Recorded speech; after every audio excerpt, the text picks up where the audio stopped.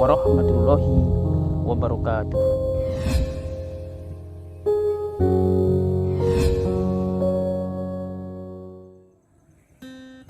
Bismillahirrahmanirrahim. Assalamualaikum warahmatullahi wabarakatuh. Alhamdulillahilladzi binikmati tatimus sholihat wa bifadlihi tatanazzalul khairat wal barakat wa bitaufiqihi tatahaqqaqul maqasid wal ghayat. Asyhadu an la ilaha illallah wahdahu la syarikalah wa asyhadu anna sayyidana Muhammadan abduhu wa rasuluhu la nabiyya ba'dah. Allahumma sholli ala sayyidina Muhammad wa ala alihi wa sahbihi mujahidin at-tahirin, amma ba'd. Para pemirsa yang berbahagia, kini Akran Bakir, komunitas media dakwah KMD Akran Bakir, kembali untuk menyampaikan tausiah singkat, yaitu dengan judul luasnya rahmat Allah Subhanahu wa Ta'ala. Suatu hari baginda Nabi Muhammad SAW didatangi oleh malaikat Jibril. Lalu kemudian malaikat Jibril berkata, "Wahai Muhammad, dulu ada seorang hamba Allah yang beribadah selama 500 tahun di tengah-tengah lautan. Di tengah-tengah lautan ada sebuah bukit. Ia beribadah di situ selama 500 tahun.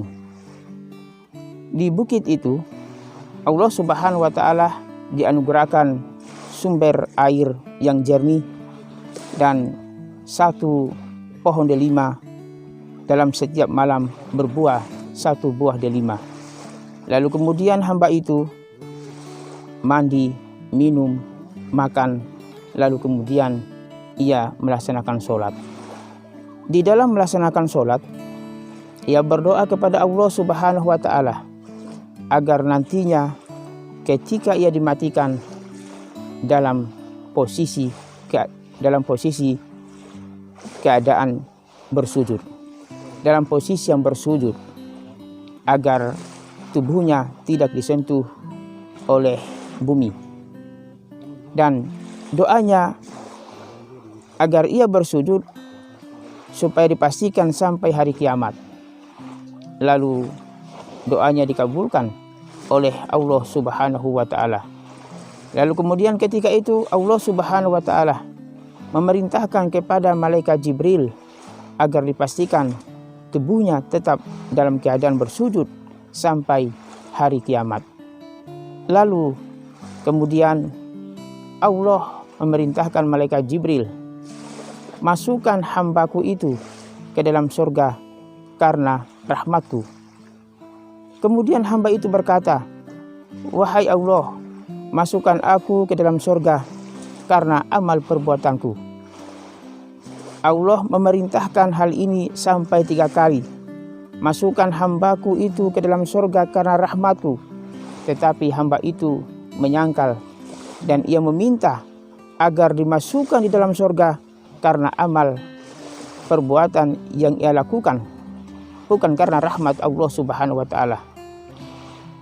Ketiga kalinya Allah memerintahkan, "Masukkan hambaku itu ke dalam surga karena rahmatku."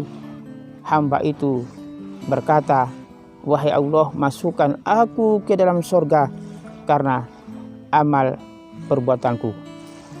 Maka oleh sebab itu Allah Subhanahu wa Ta'ala berfirman, "Jikalau memang demikian, malaikat Jibril, coba kita bandingkan antara nikmat yang aku berikan dengan amal perbuatannya selama 500 tahun.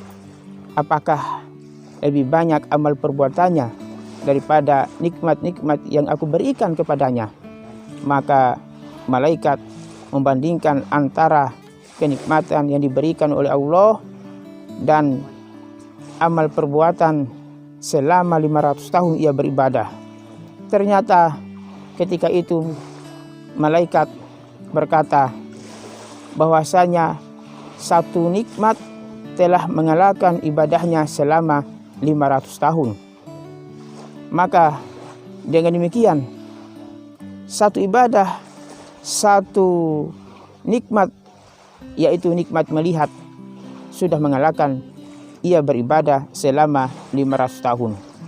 Maka oleh sebab itu Allah Subhanahu wa ta'ala kembali memerintahkan kepada malaikat Jibril, jikalau memang demikian, tarik dan cebloslah ke dalam neraka. Akan tetapi hamba itu secara spontan berkata, wahai Allah, masukkan aku ke dalam surgamu karena rahmatmu. Akhirnya ia mengakui bahwasanya dimasukkan di surga karena rahmat Allah Subhanahu wa ta'ala, bukan karena amalnya. Para pemirsa yang berbahagia, dalam hadis Nabi disebutkan, min ahadi yudakhulhu amalhul jannah faqila wala anta ya Rasulullah. Rasul bersabda, tidak ada seorang pun yang masuk surga karena amalnya. Faqila wala anta ya Rasulullah. Para sahabat berkata, tidak juga engkau wahai Rasulullah. Qala wala ana ila ayyatahum madani rabbi birahmah. Tidak juga aku, kecuali Tuhanmu melimpahkan rahmat kepadaku. Para pemirsa yang berbahagia, oleh sebab itu rahmat Allah ini sangatlah luas. Wa rahmati wasi'at kulli syai. Rahmatku luas, meliputi segala penjuru. Dalam hadis berikutnya disebutkan bahwasanya Allah Subhanahu wa ta'ala memiliki 100 rahmat. Satu rahmat diturunkan di atas permukaan bumi, sedangkan 99 rahmat ditahan oleh Allah Subhanahu wa ta'ala. Untuk siapakah 99 rahmat itu? Ini diperuntukkan kepada mereka hamba-hambanya yang senantiasa melaksanakan ketaatan kepada Allah Subhanahu wa ta'ala. Di dalam kehidupannya 24 jam ia serahkan dirinya hanyalah kepada Allah Subhanahu wa ta'ala. Ya ayyuhalladzina amanu dukhulu fis-silmi kafah wa la tattabi'u khutuwatis syaiton. Seluruh amal perbuatannya, seluruh apa yang ia miliki itu dipersembahkan hanyalah kepada Allah Subhanahu wa ta'ala. Hamba-hamba itulah yang akan nantinya diperuntukkan untuk mendapatkan rahmat yang ke-99 itu. Satu rahmat diturunkan di atas muka bumi ini, tetapi dengan satu rahmat ini makhluk-makhluknya tidak akan kehabisan. Satu rahmat inilah diperebutkan oleh makhluknya, baik daripada manusia, jin, hewan, ataupun binatang. Sedangkan manusia, baik manusia yang beriman kepada Allah Subhanahu wa ta'ala ataupun kufur kepada Allah, tetap Allah diberikan rahmat. Oleh sebab itu, nikmat-nikmat yang kita rasakan ini sangatlah banyak. Maka dengan demikian, bagaimana untuk mensyukuri rahmat atau nikmat-nikmat yang kita rasakan ini? Maka dengan jalan perwujudan melaksanakan ketaatan kepada Allah Subhanahu wa ta'ala. Jika kita melaksanakan ketaatan di bumi, kita melaksanakan ketaatan di bumi dengan satu rahmat ini, maka nantinya ketika ke hari kedepannya, hari esok, yaitu hari akhirat, kita juga akan mendapatkan rahmat yang ke-99. Siapa-siapa saja yang mendapatkan rahmat yang ke-99 itu? Al-Quran banyak memberikan penjelasan. Wa hadza kitabun anzalnahu mubarakun fattabi'uhu wattaqu la'allakum turhamun. Al-Quran ini diturunkan penuh berkah, maka ikutilah apa yang disebutkan Al-Quran dan bertakwalah kepada Allah Subhanahu wa ta'ala agar kamu mendapatkan rahmat Allah Subhanahu wa ta'ala. Dan juga pada ayat lain disebutkan, sesungguhnya Allah lebih dekat kepada orang-orang berbuat baik dan mereka akan mendapatkan rahmat. Orang yang mempelajari Al-Quran, mendengarkan Al-Quran, membaca Al-Quran, atau dia mendengarkan orang yang membaca Al-Quran, maka juga akan mendapatkan rahmat.